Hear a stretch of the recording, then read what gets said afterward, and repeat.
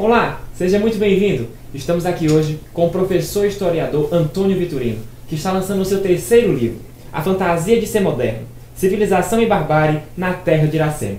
Vamos conhecer um pouquinho sobre o nosso entrevistado.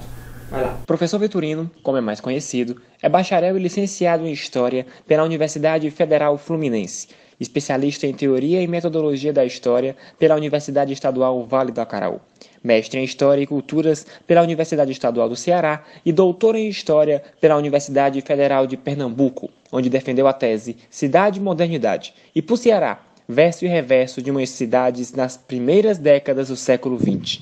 Atualmente, é professor da Faculdade Princesa do Oeste, da Rede Estadual de Ensino do Ceará e do Instituto Cairós.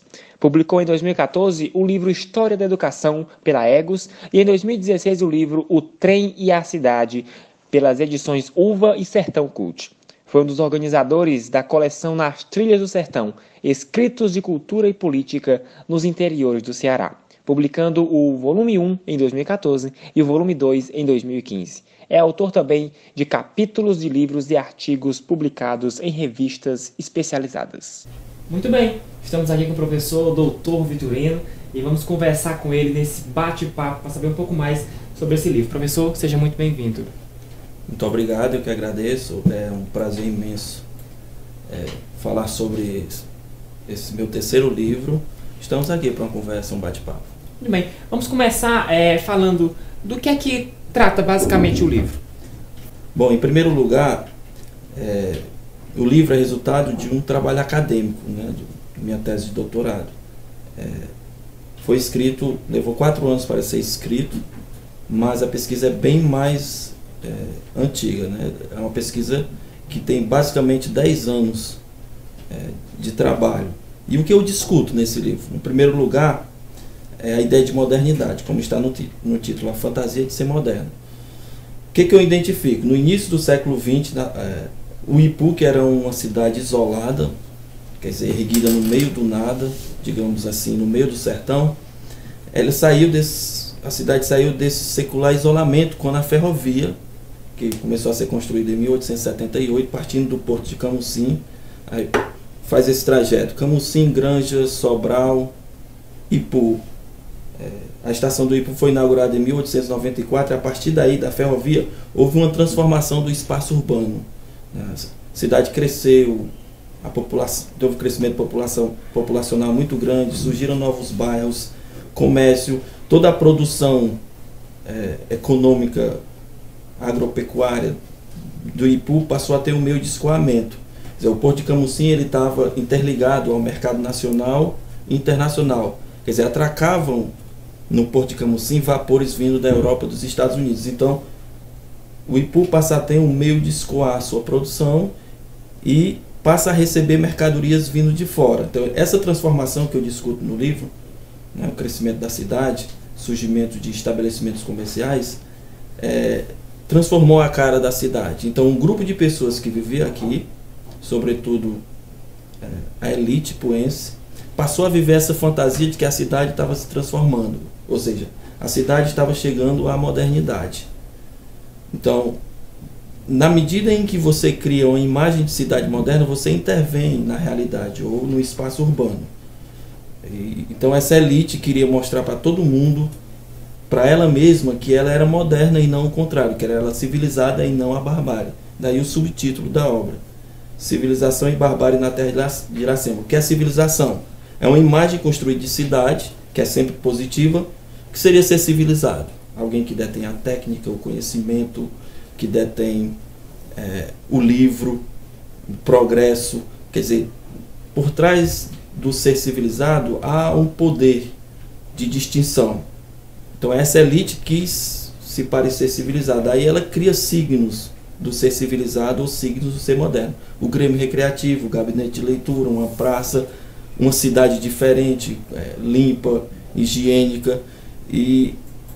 Então essa elite viveu a fantasia de ser moderno e civilizado. Então eu analiso esse delírio, essa fantasia de querer ser e se parecer moderno e civilizado, ser e se parecer europeu e nunca se identificar com a nossa própria cultura. Então eu analiso esse embate entre a tentativa de imposição de uma cidade, né, de um modelo de cidade civilizada, e a luta das pessoas comuns que usam esse espaço. Então há um embate entre a barbárie, que é um conceito também produzido por esses homens civilizados, que se diziam civilizados, e o conceito de civilização. Eu analiso basicamente esse conflito, né, e essa ideia dessa elite querer parecer e ser civilizada.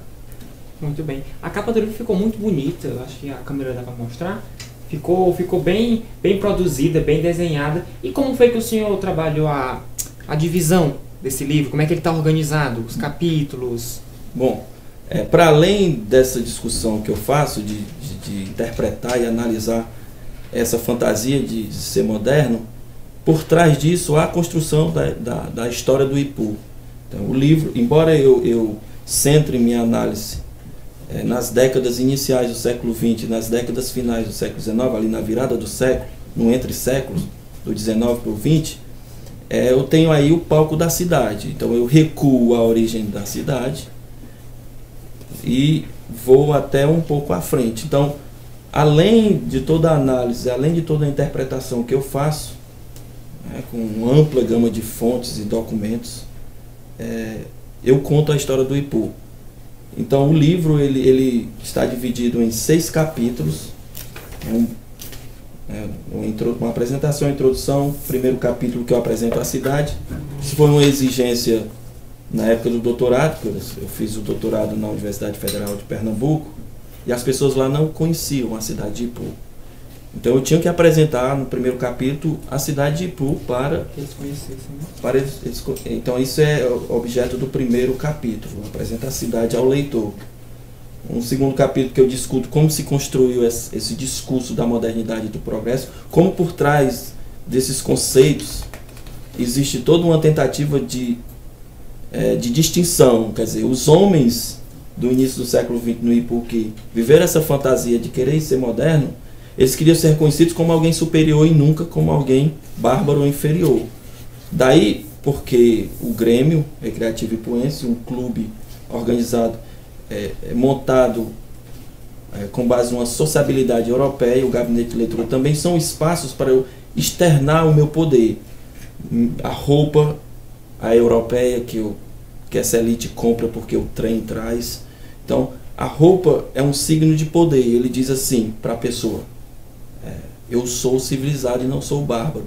Então a roupa diz isso para as pessoas. A maneira de se vestir, de se portar, né? Até as próprias expressões em francês. Quer dizer, Paris era reconhecida no início do século, aliás, no século XIX, século XX, numa expressão de um filósofo muito influente chamado Walter Benjamin.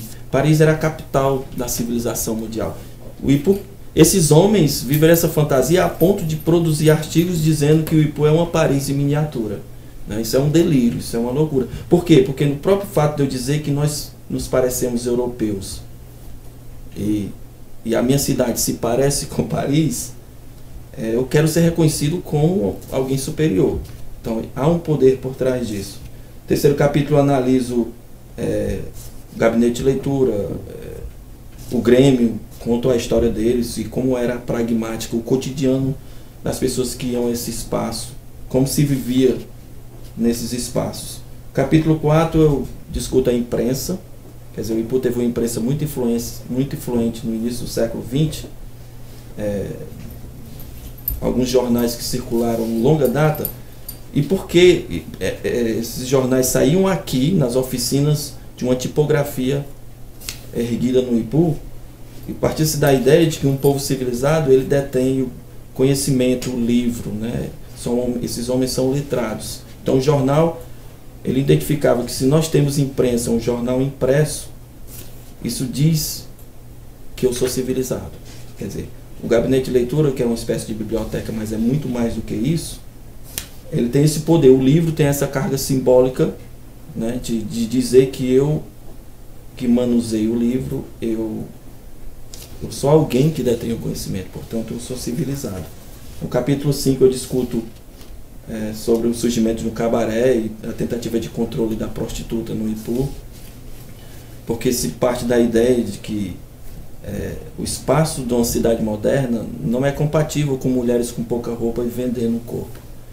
Então essas mulheres que vendiam o seu corpo na estação e no mercado público, os locais mais movimentados da cidade na época, elas são objetos de controle da polícia. Daí surge um cabaré longe dessa cidade que é elaborada mentalmente, a cidade moderna, e aí no espaço privado essa prostituta pode exercer sua profissão.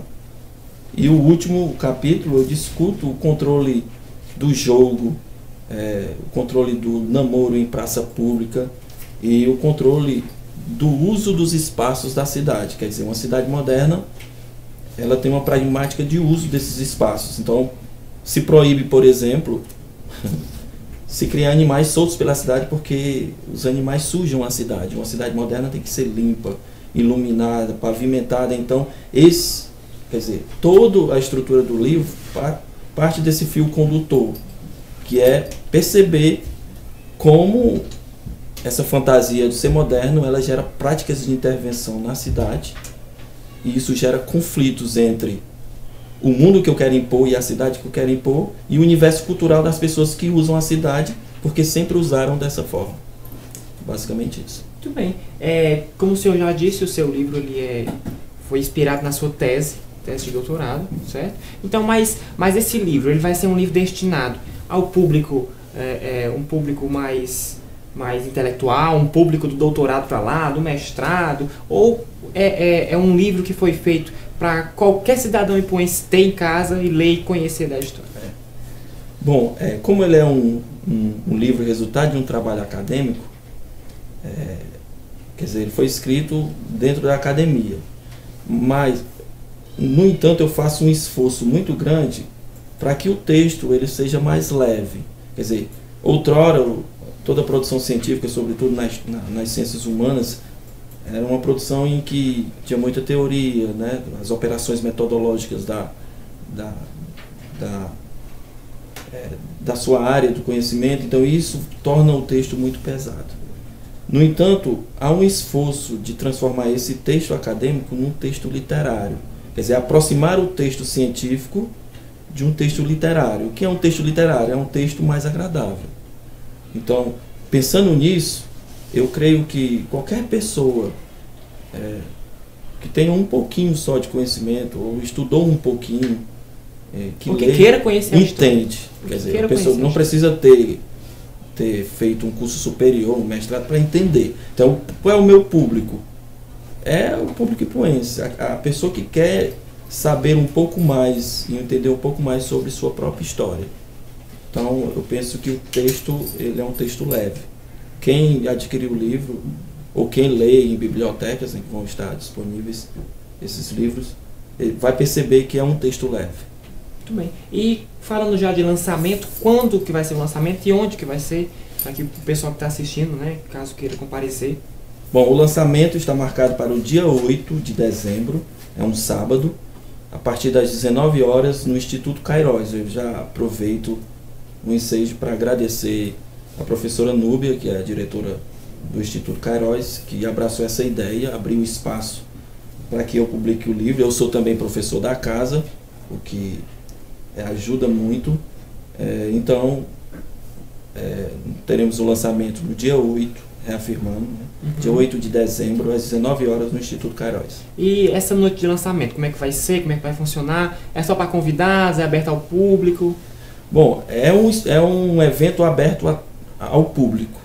Você não precisa receber em casa um convite para vir. É aberto ao público, estudantes, meus amigos, colegas de trabalho, quer dizer, o ipuense.